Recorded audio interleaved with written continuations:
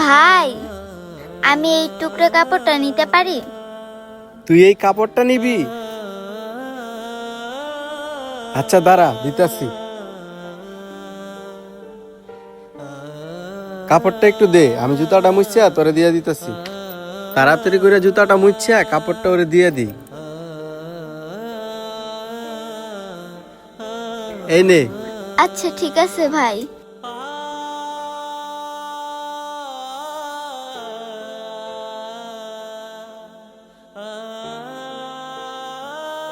ভাই,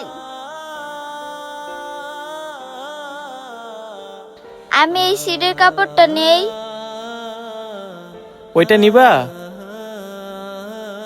আচ্ছা ঠিক আছে, নাও। হুম।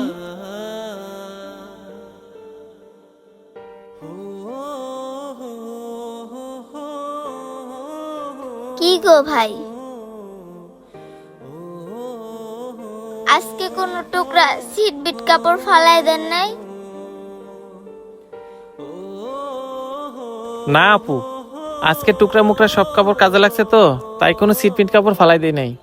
আচ্ছা ছোট বোন, তুমি প্রতিদিন এই টুকরা কাপড় সিটপিট কাপড় নিয়ে কি করো আমাকে একটু বলো তো। আমি তো একজন এতিম।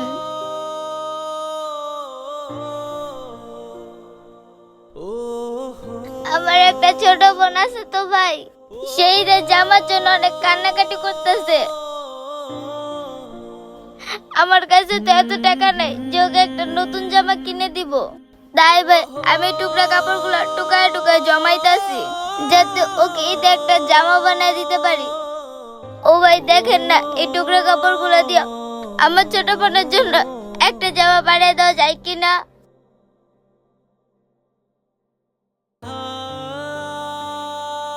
আপু, এই টুকরা কাপড় দিয়ে তো একটা জামা বানানো যাবে না। ভাই ওই কাপড়টা দিয়ে যদি না হয়, আমার অন্য টাকাটা জোড়া দিয়ে একটা জামা বানিয়ে দেন। আমার ছোট বোনটা না একটা নতুন জামার জন্য সেই সকাল থেকে কাটা করতেছে।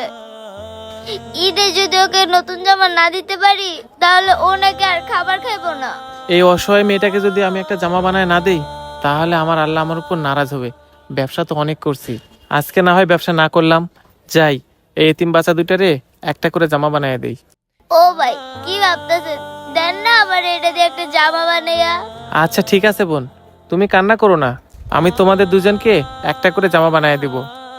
এই টুকরা কাপড়গুলোতে তো ভালো জামা হবে না, আমি তোমাকে একটা কাপড় দেখাইতেছি, ওইটা দিয়ে তুমি জামা বানাইও।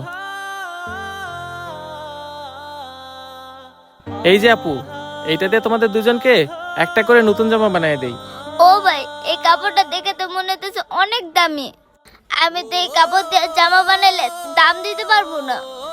ছোট বোন, আমি এটা দিয়ে নতুন জামা বানায় রাখবো, তুমি ঈদের আগের দিন এসে নিয়ে যাও, আর এর জন্য তোমার কোনো টাকা দিতে হবে না।